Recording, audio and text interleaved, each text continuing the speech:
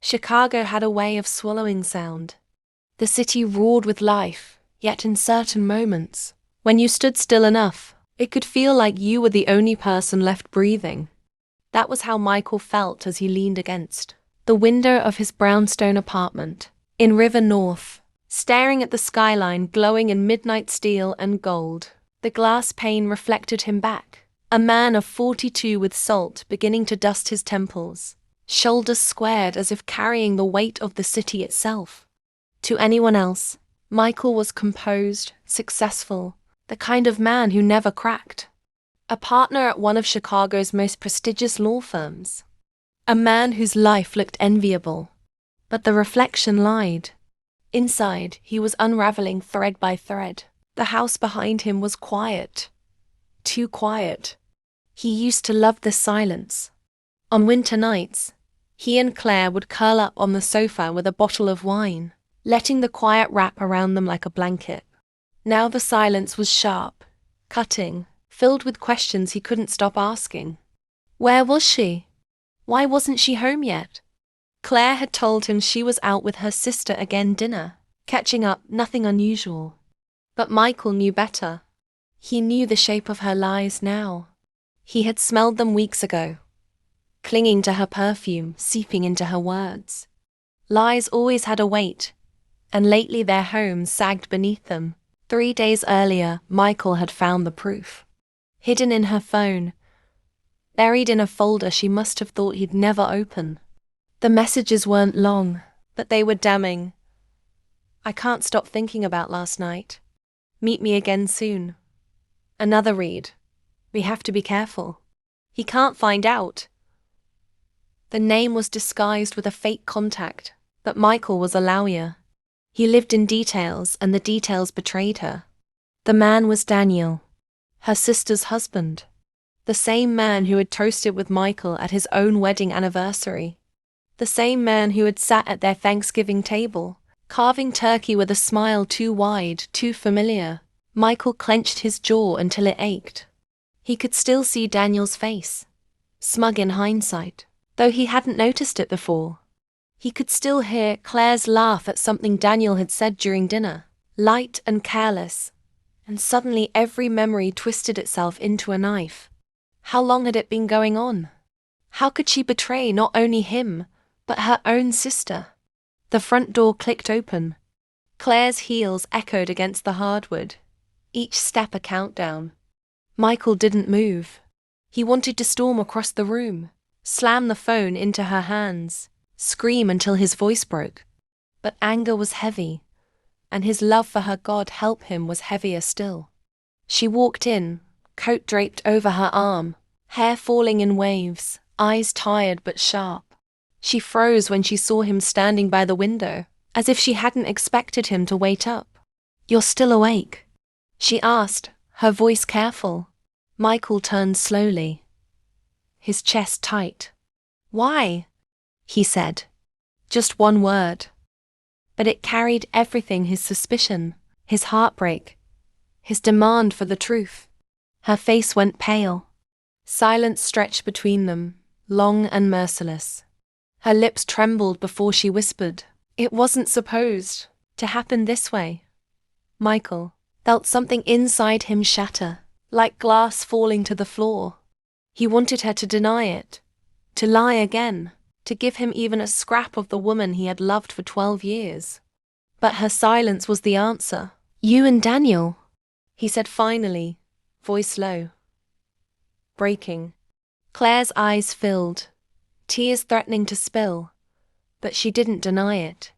She sank onto the sofa as if her legs couldn't hold her. "I didn't mean for it, Michael. I didn't." "Stop." His voice cut sharp. He couldn't bear to hear her excuses, not yet. He turned back to the window. Outside, the city moved on. Taxis rushing, people laughing, lives continuing.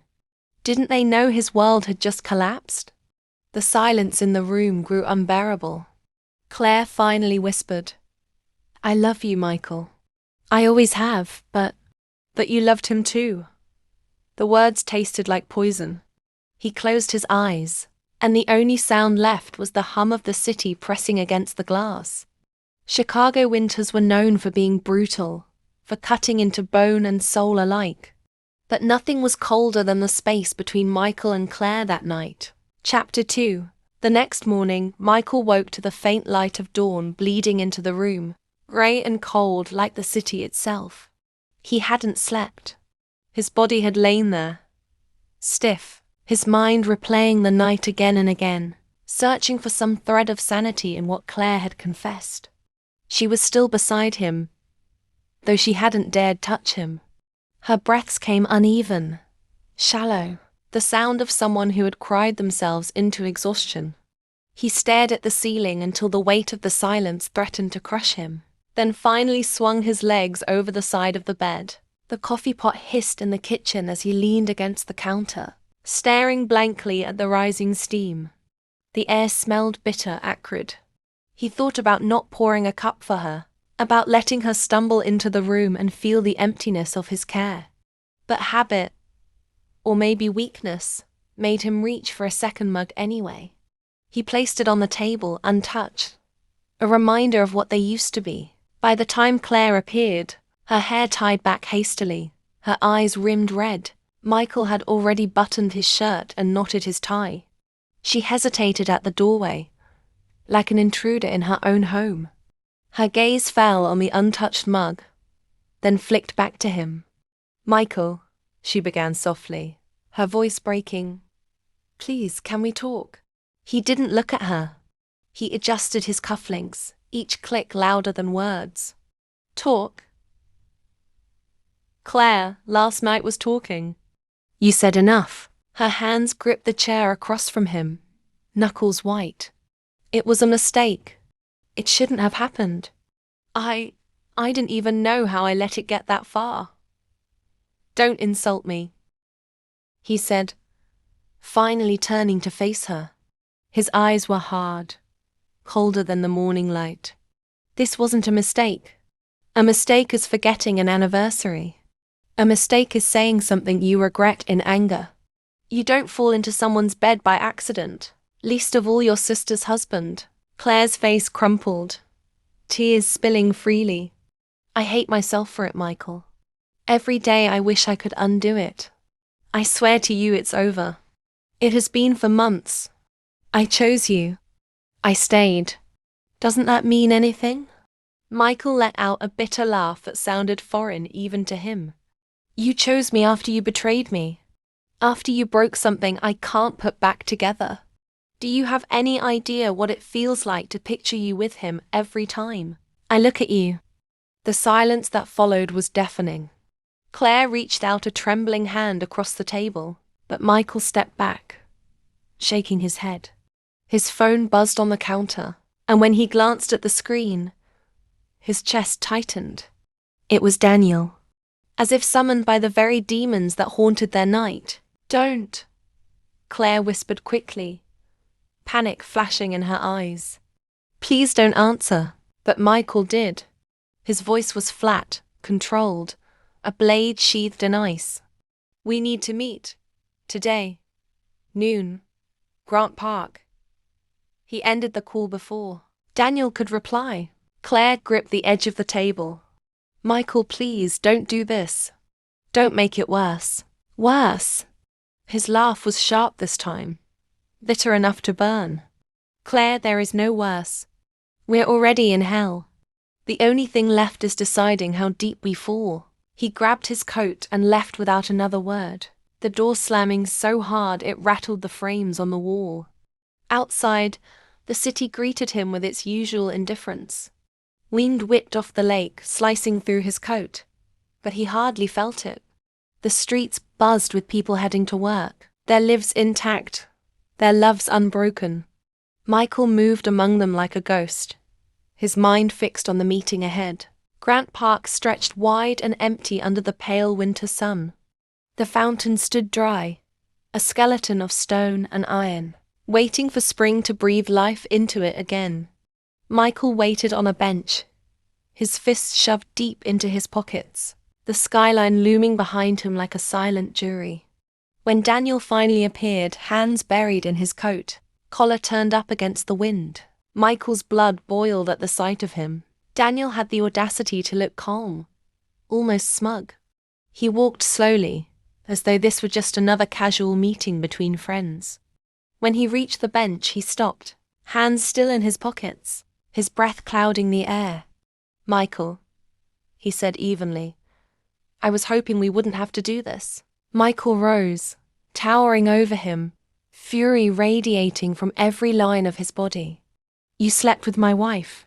You think we wouldn't have to do this?" Daniel's expression tightened, but his voice stayed low. "It wasn't what you think." Michael's fist clenched at his side. "Don't you dare feed me the same lies she did." For the first time, Daniel's mask cracked, guilt flickering in his eyes. He glanced away, toward the frozen ground, before meeting Michael's gaze again. "I'm not proud of it, but it's over. I swear, Claire loves you." She never stopped. The words hit Michael like a cruel joke. "She loved me while she was in your bed. That's what you're telling me." His voice rose, sharp enough to draw the attention of a passerby, who quickly turned away. Michael took a step closer, his face inches from Daniel's. "You betrayed me. You betrayed your own wife. Do you even feel the weight of what you've done?" Daniel flinched, but he didn't back away. "I do, every damn day. But if you want to hit me, if that's what it takes, go ahead." He spread his arms slightly, as if offering himself up. Michael's chest heaved with the urge, his knuckles itching to connect with Daniel's face. But he didn't. Violence would not fix the betrayal. Nothing would. He stepped back, disgust written across his features. "You don't get the satisfaction. You don't get anything. Stay away from her. Stay away from me." Without waiting for an answer, Michael turned and walked away, the wind swallowing his footsteps.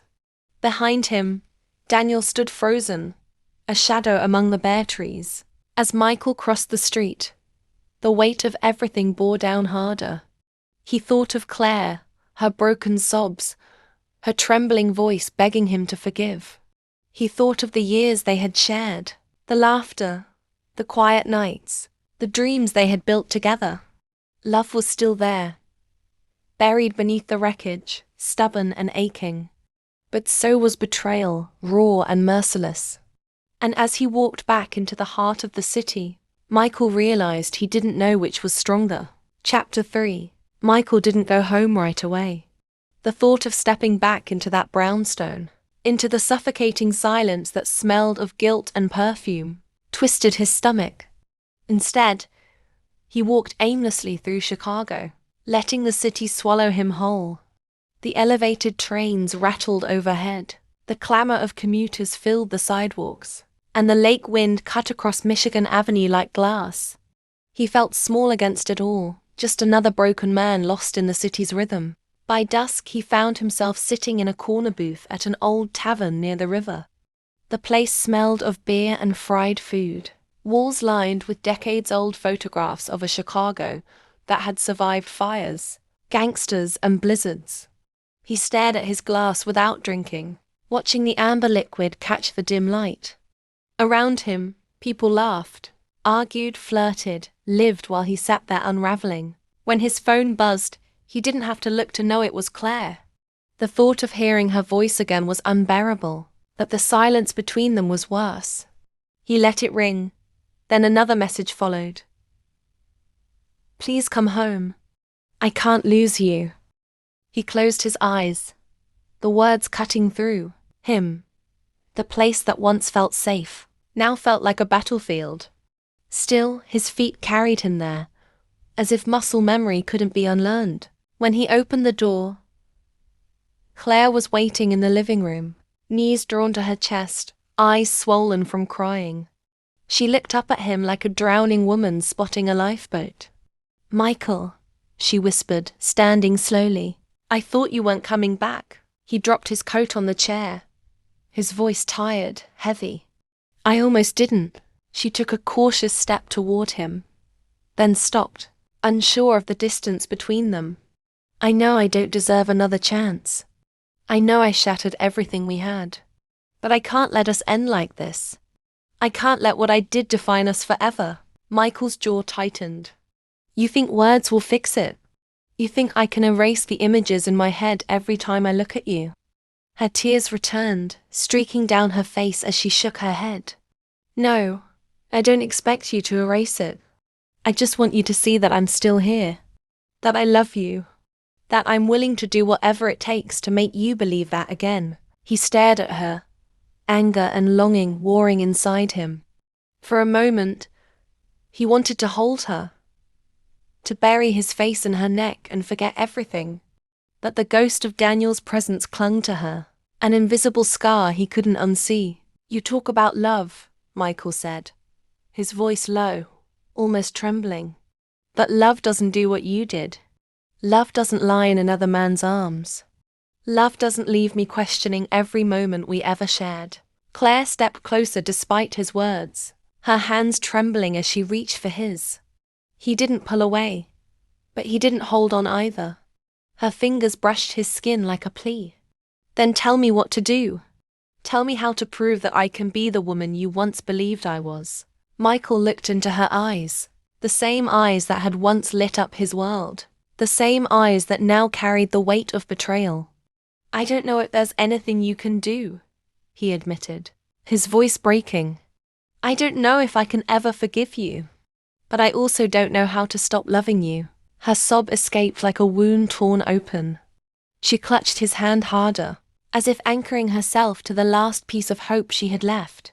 That night, they didn't sleep in the same bed, but they didn't sleep apart either. They lay side by side, a canyon of silence between them, both reaching for something they weren't sure they could ever find again. Outside, the city moved on without them, the lights of Chicago twinkling in the distance, indifferent to the wreckage of two souls trying to rebuild on broken glass. Chapter 4. The days that followed were heavy, each one dragging its weight across Michael's shoulders. The house felt different, colder somehow, like even the walls had turned against them. Yet they kept moving around each other, clumsy dancers in a ruined rhythm, waiting for something to break. One evening, as the snow fell quietly outside, Claire sat at the kitchen table with a letter in her hands. Michael came in, loosening his tie, exhaustion etched across his face. She looked up at him, eyes red but determined. I wrote something, she said softly, sliding the folded paper toward him. Please, just read it. He hesitated, staring at the paper as if it were a trap. Finally, he picked it up, his hands trembling. The words were raw, unpolished, ink smudged by tears. She confessed everything, loneliness she had felt even while standing beside him, the confusion that had led her to the worst mistake of her life, the shame that consumed her every morning. But the letter was also filled with love, desperate and pleading, begging him to see that despite all of it, her heart had never let him go. When he finished, silence stretched between them, thick and suffocating. Claire's voice broke the stillness. I don't expect you to forgive me, but I need you to know that every day I wake up and choose you. Even when I failed you, I still loved you. And if walking away is what you want, I won't stop you. I'll never stop loving you. Michael's eyes burned as he folded the letter carefully, setting it back on the table. He looked at her, the woman he had built a life with, the woman who had shattered it, the woman who still held his heart in pieces. He saw her guilt, her pain, her longing, and he saw his own reflection in it, broken but unwilling to let go. He sank into the chair across from her, his voice low, ragged. I don't know how to forgive you, Claire. I don't know if I'll ever forget. But I also don't know how to live without you. I still wake up and think of you first. I still look for you in every room. Maybe that makes me weak. Or maybe it just means I love you more than I hate what you did. Her sob filled the kitchen as she reached across the table. And this time, he didn't pull away. Their hands met, fingers lacing together, fragile but real. That night, for the first time in weeks, they slept in each other's arms. The wounds didn't vanish. The pain didn't disappear, but a spark of something remained, something worth holding on to. In Chicago, the winters are long, the nights unforgiving, and the winds relentless. But as Michael held Claire close, he realized that survival wasn't about avoiding the cold. It was about finding warmth in the person beside you. Even when the world tried to freeze you apart, their story wasn't healed, and it wasn't perfect, but it wasn't over. Hey guys, if you really enjoy watching my videos and want me to post such type of content daily, then please like, subscribe, and share the channel. I love you so much. Please show love.